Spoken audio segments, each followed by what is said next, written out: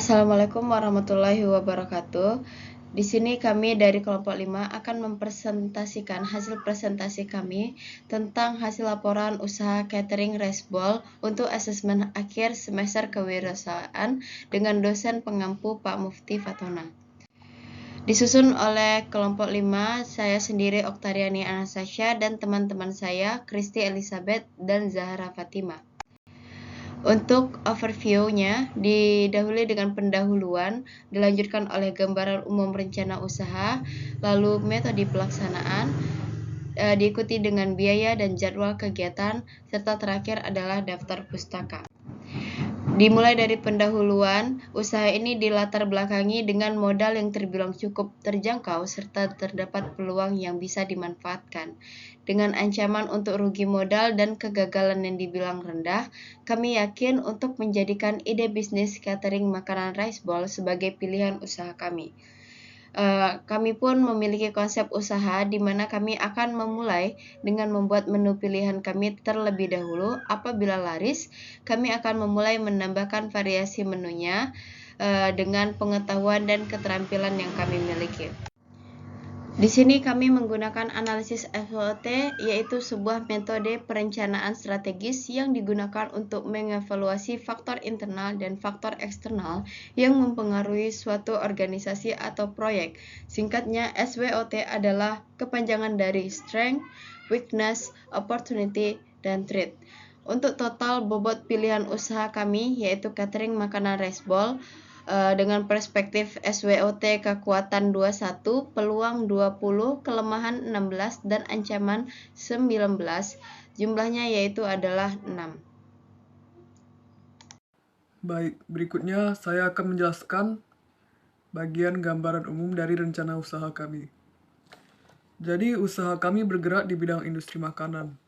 Produk yang kami tawarkan adalah rice bowl dan jasa catering makanan.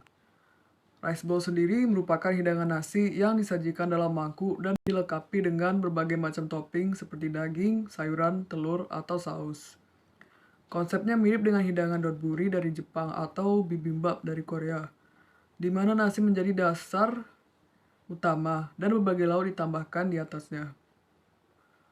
Catering sendiri adalah layanan yang menyediakan makanan dan atau minuman untuk berbagai acara atau keperluan seperti pesta, pertemuan bisnis, acara pernikahan, konferensi, atau acara lainnya. Berikut adalah strategi pemasaran kami. Pertama, kebijakan produk. Usaha ini bergerak di bidang industri makanan. Jenis produksi berupa barang jadi, proses produksi berupa pengolahan makanan. Berikut kebijakan harga. Harga yang diberikan kepada konsumen yaitu berkisar 15.000 sampai 20.000 rupiah per rice bowl, tergantung dengan variasi menu yang dipilih. Sedangkan harga untuk catering bervariasi menyesuaikan dengan pesanan pelanggan.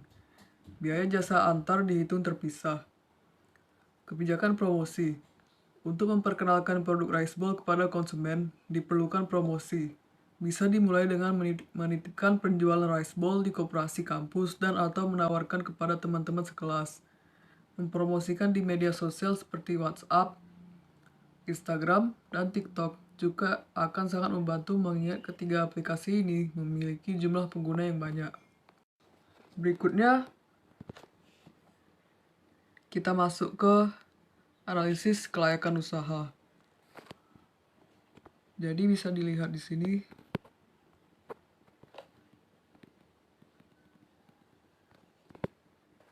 Seperti itu, ada datanya juga. Berikutnya ada analisis BEP juga. BEP sendiri merupakan keadaan di mana produk kami tidak mengalami keuntungan maupun kerugian. Kami menetapkan beban tetap terdiri dari alokasi depresiasi fix aset ditambah biaya transportasi dan biaya lain. Adapun harga jual produk kami adalah sebesar 20.000 dan kuantitas produksi sebesar 24.000 unit per tahunnya. Berikut ini pelaksanaan kegiatan kami dimulai dari praproduksi, lanjut ke produksi rice bowl, lalu praformulasi, pembuatan dan pengujian rice bowl, pengemasan produk rice bowl, publikasi dan pemasaran produk, hingga akhirnya masuk ke pasca produksi analisis data. Berikutnya terdiri juga dari marketing mix yang terdiri dari produk, price, place, promotion. Di sini saya akan menjelaskan mengenai biaya dan jadwal kegiatan untuk usaha catering Rashball. Yang pertama ada biaya. Biaya pertama adalah bahan habis pakai. Itu seperti nasi, lauk, sayuran, dan kemasan ATK lainnya. Yang kedua ada sewa dan jasa. Seperti sewa alat makan tambahan, dan selanjutnya jasa desain logo, dan yang ketiga ada transportasi lokal seperti pengantaran bahan atau distribusi pesanan. Yang keempat seperti komunikasi atau promosi promosi ke media sosial.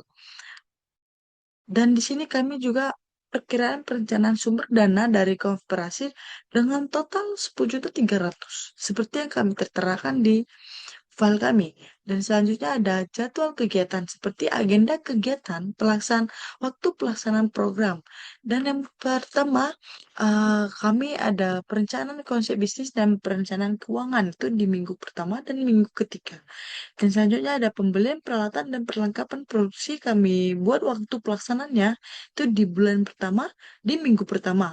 Dan di minggu ke tiga di bulan ketiga dan di minggu keempat. Terus ada produksi siap jual. Di sini kami buat di bulan pertama di minggu keempat sampai di bulan kedua di minggu ketiga dan selanjutnya di bulan ketiga di minggu keempat dan bulan kelima di bulan keempat di minggu kedua dan ketiga. Dan selanjutnya di sini juga ada menguji dan survei pasar. Kami di sini di bulan pertama, minggu kedua dan ketiga, di mana kami survei tempat lokasi uh, usaha kami. Dan selanjutnya pembuatan website online, at- internet marketing dengan media sosial. Itu kami perlu di bulan keempat, di minggu ke pertama. Di mana kami membuat website online kami semenarik mungkin untuk menarik customer. Terus selanjutnya adalah pemasaran melalui research selling. Ini contohnya seperti penjualan door to door.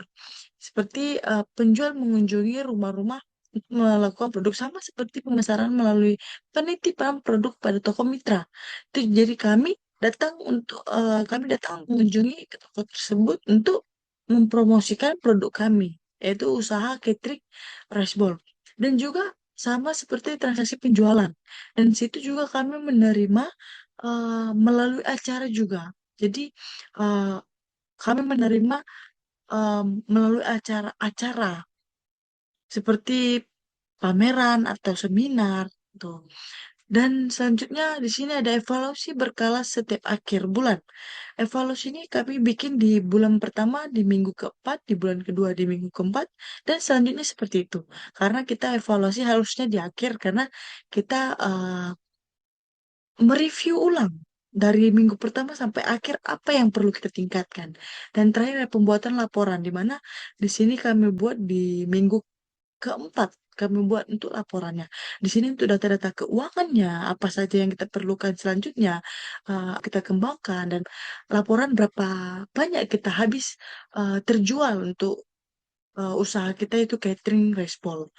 Dan selanjutnya ada daftar pusaka di mana inilah referensi yang kami ambil dalam laporan kami yaitu usaha catering Raceball.